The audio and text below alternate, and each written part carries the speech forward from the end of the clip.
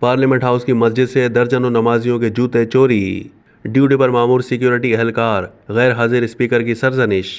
محلوں کی مساجد میں سے نمازیوں کے جوتے چوری ہونے کی شکایتیں تو سبھی نے سن رکھی ہوں گی، اور ہو سکتا ہے بہت سے افراد کے ساتھ یہ واقعہ پیش بھی آ چکا ہو، لیکن حال ہی میں یہ واقعہ ایسی مسجد میں پیش آیا ہے جہاں غیر معمولی سیکیورٹی موجود ہوتی ہے، اور اس قسم کی حرکت کا تصور کیا جانا ذرا مشکل لگتا ہے۔